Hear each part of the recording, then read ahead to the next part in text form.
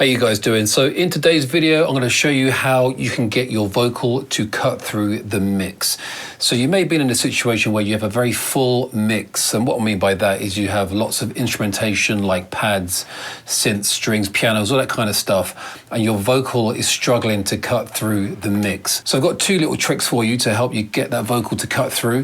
The first one's quite an easy one. It basically uses a compressor to sidechain the vocal to the pad, and it effectively ducks the volume of the pads whenever the vocal is playing.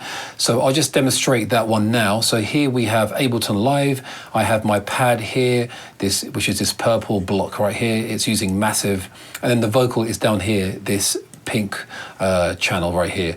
So what we're going to do is, first of all, just take these breaths and reverb out because we don't want that to affect anything. So I'm going to pull those down to a different channel.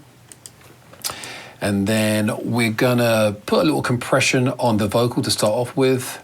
Nothing too crazy. I'm just going to loop it on the vocal, solo the vocal. Do it for the music.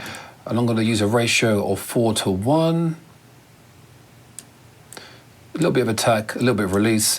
Put it onto RMS, and we're going to pull down the threshold till we get just a little bit of gain reduction. Do it for the music. Do it for the music. And we're going to take off the makeup because that effectively pushes the output back up to 0, so we don't want that.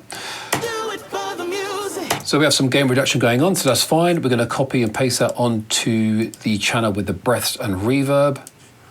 Copy, paste. And then here's our pad. I'll just solo that. So I've used a full-on pad here to really emphasize the point. This pad is taking up the entire mix, and I want this vocal to cut through. So if I play them together, you'll see the problem. So you can barely hear the vocal at all there. So firstly, I'm going to pull down the volume of the pad.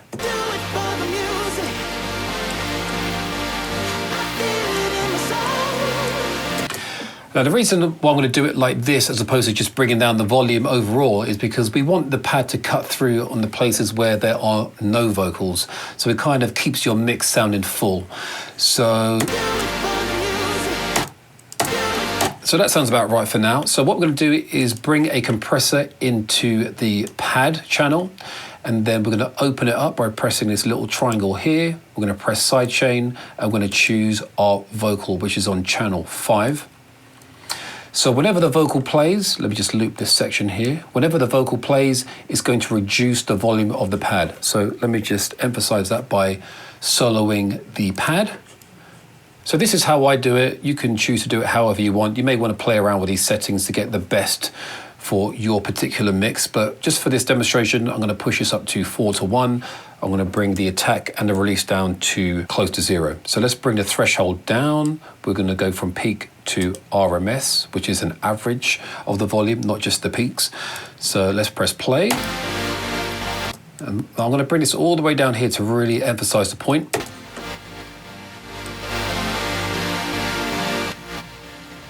So you can hear whenever the vocal is playing, it ducks the volume. So let me play them together. Do it for the music. I feel it in my soul.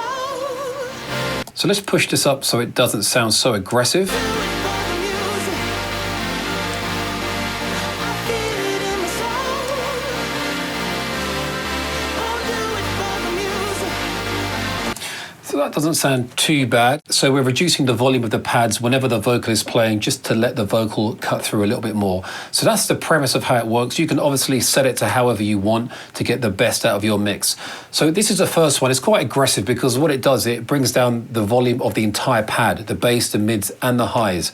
But what we can do is we can just bring down the frequency that the vocal is fighting with. So therefore you retain most of the sound of the pad, so in the basses and the very highs. So what we can do is we can identify a frequency in the vocal that we want to push, and then we can reduce that frequency in the pads. So that it only affects the frequency space that the vocal is trying to sit in. And therefore, like I said, you retain most of the fullness of the pad. So let me disable that. And let's identify our frequency first. So I'm going to solo the vocal. I'm going to loop it around the first bit, pull in an EQ, EQ8, I'm going to disable these ones. And the way I'm going to identify it is just by sweeping across until I hear that it sounds about right. So for example, if I'm down here, Do it for the music. let me just broaden this cue a bit. Do it for the music. That doesn't sound right. So let me push up here. Do it for the music. So it sounds like it's going to be around here somewhere. Do it for the music.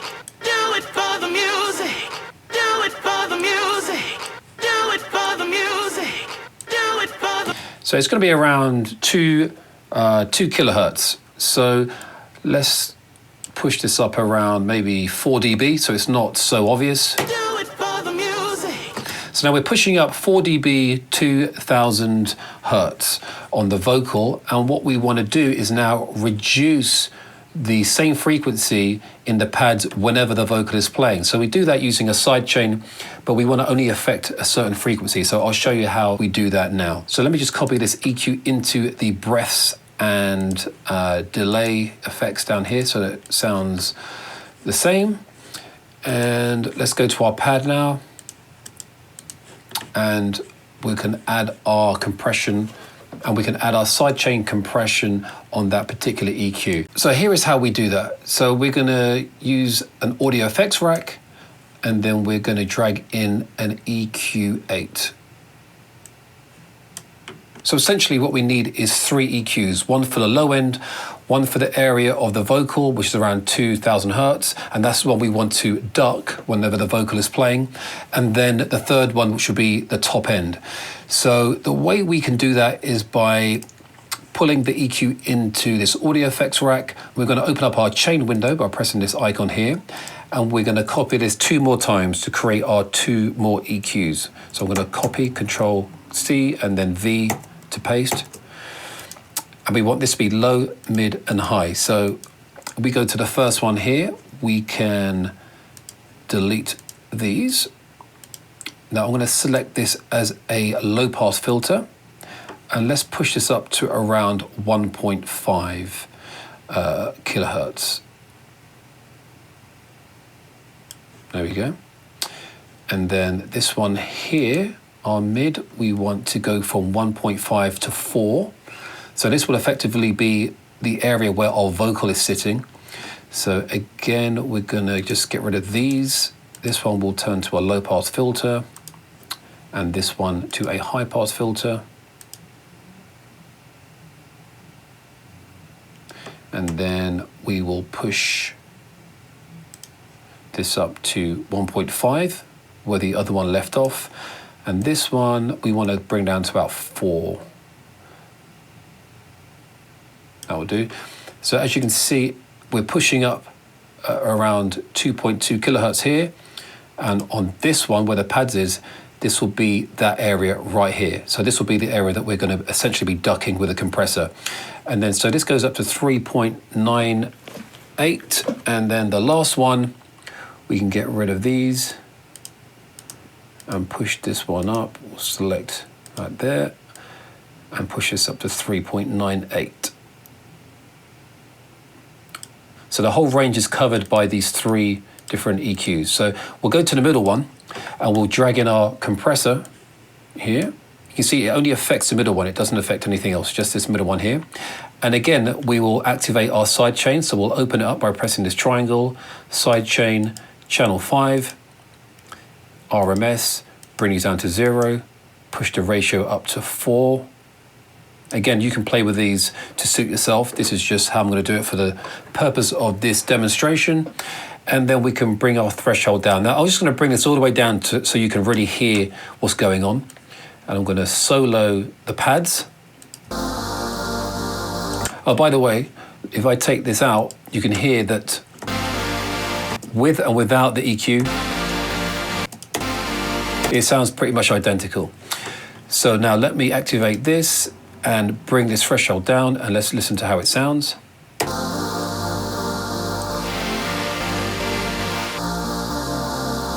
So you can see what it's doing is scooping out this portion of the EQ where the vocal sits whenever the vocal is playing. We're going to push this threshold back up so it's not so aggressive. And let's unsolo that.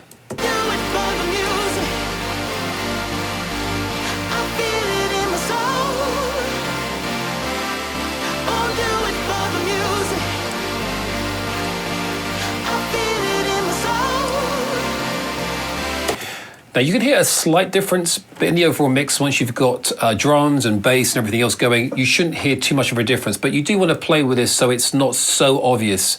Like I said, it's whatever sounds good to you. So that's how the theory works. You always want to make sure that it sounds better than it did before you put the effect on. So what you want to do is do what I do, and that's a blind test. Close your eyes, turn the effect on, turn it off, and make sure with the effect on, it actually sounds better than it did before. This is how I do it, and it's worked very well for me. So one more listen.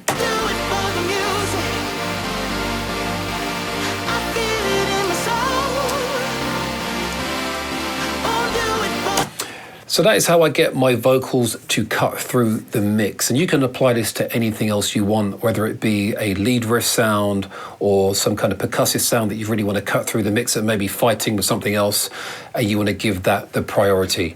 So I hope you found it helpful. And if you have any questions, please do let me know down below, and I'll see you guys very soon.